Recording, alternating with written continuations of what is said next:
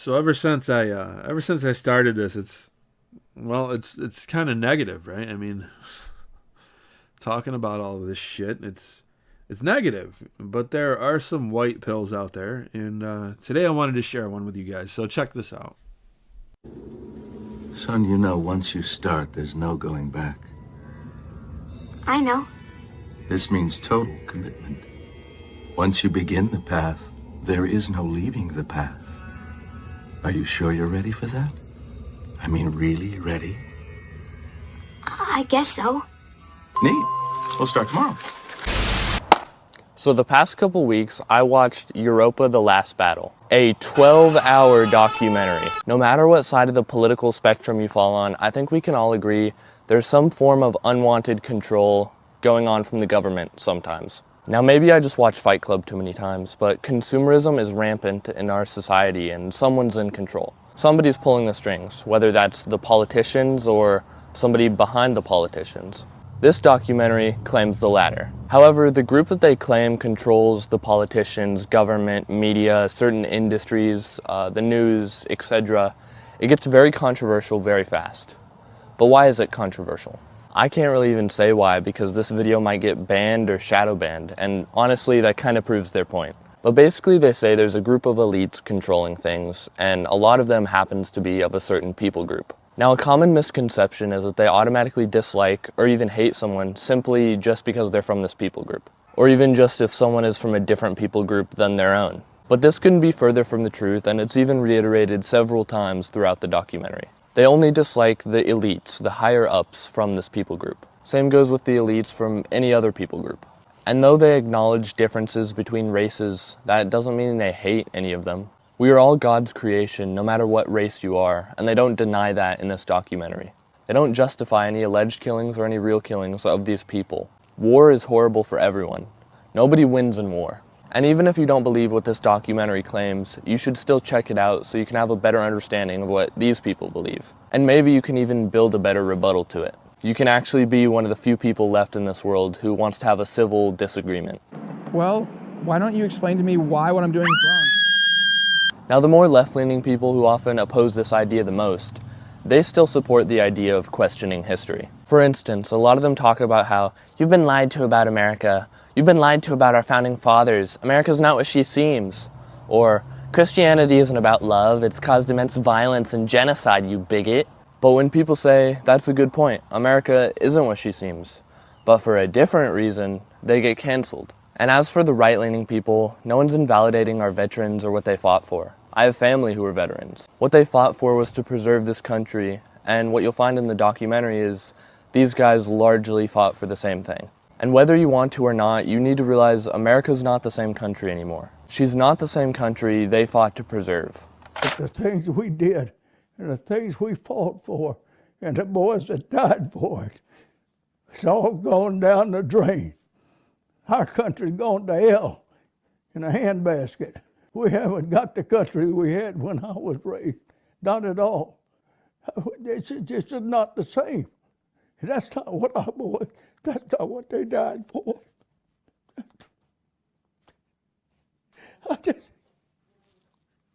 I don't think it's very often we see men cry. Well, maybe not nowadays. But when a real man who's been hardened and toughened by hardships and literal war, when he starts crying, I think it's probably safe to say he's justifiably upset. So maybe these things are worth looking into. And what's the harm in it? There is actually harm, and that's my next point.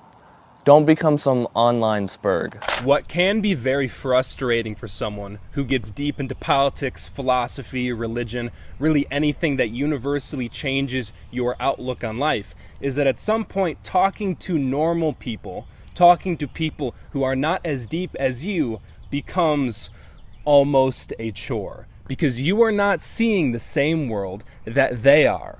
When the knowledge and wisdom you've developed has permanently changed the lens through which you see the world, you will very quickly realize that when other people haven't developed a similar lens, they are not seeing what you are seeing. The problem is also very much clear when talking to people from different generations. When you are young, your brain is like clay. It is moldable, but when you get old, the clay gets stale and rigid, and your brain adapts to the world that you grew up in. But the world, of course, is always changing, and sometimes you will find that older people simply don't realize that the world they grew up in no longer exists. Though these things may change your outlook on the world, don't let yourself become some cynical, antisocial narcissist who thinks everyone's dumb because they didn't spend hours of their day doing research. Like, bro, do something productive in your time. Though this stuff is important, don't bring it up every time you hang out with your friends or every time you have a family gathering, even if your crazy uncle is there. Leave the skitzing out for the boys. Like, if you don't catch yourself in the wrong crowd of people, you can start to be seen as a crazy person. Now, is this just society conditioning you to make you think you're crazy? Are you actually crazy? Are these people crazy? Don't make politics and esoteric history your whole personality. After all, you don't want to be just like them, do you?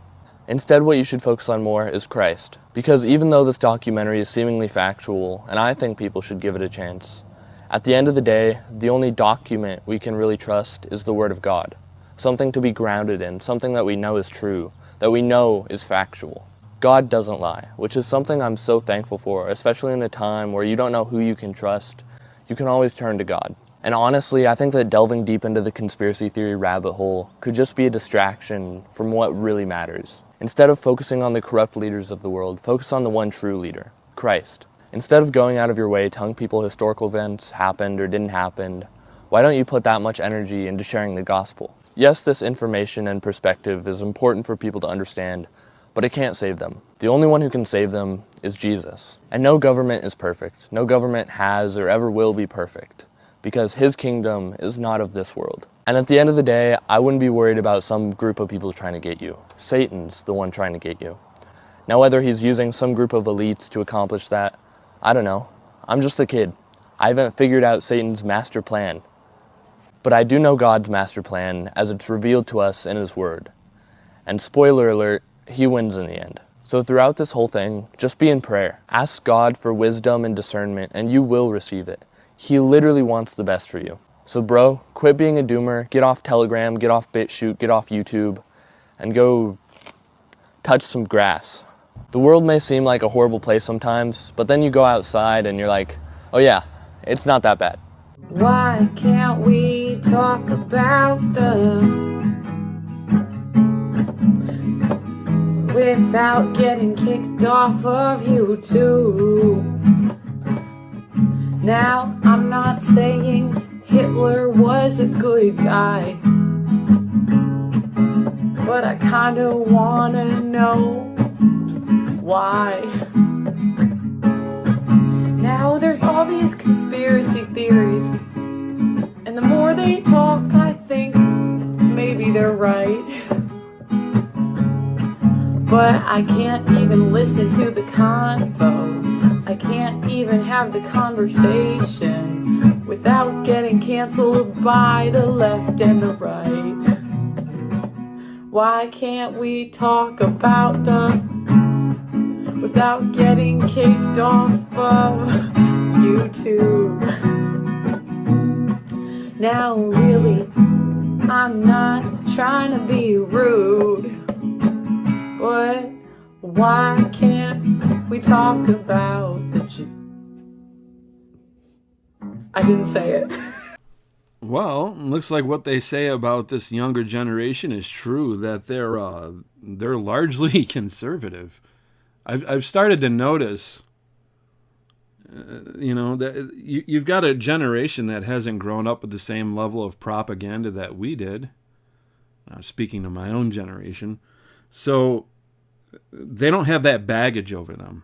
That, and they're in the information and unfortunately the disinformation age, where you can find the truth with the right pair of eyes, especially if you have the Spirit of God leading you, which is very important. And this young man is wise beyond his years, in my opinion. I wish I knew the things that he did, or that he does at his age, because I'm pretty sure when I was his age, the only thing I was thinking about is girls, video games, and getting stoned. Okay? So, yeah. And it took me 36 years to find Christ. Just about almost 37. And I started my truth journey around 2010, but I wasn't that young. So it's cool to see that people are starting to wake up to the things going on. It's a bit of a white pill and a sea of black pills, and I just thought it would be nice to share this because there's a lot of negativity when you cover this stuff, you know? I mean, it's Satan's kingdom. It's not pretty. It's, you know, when you discuss all this conspiracy stuff, it's just dark, and he's got a point. You can't do it all the time, which is why I've broken away from it for quite a while, and just recently started talking about it again. Because it will make you into a bit of a social goofball. People don't want to hear it all the time, and it just becomes abrasive.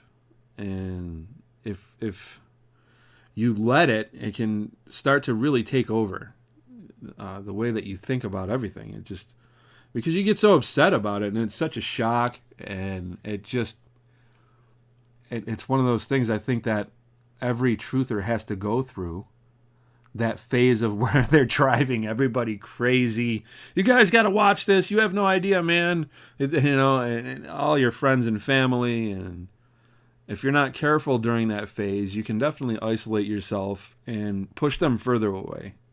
So there's some good advice in here. It's a nice white pill to share. So I hope you guys enjoyed it. God bless.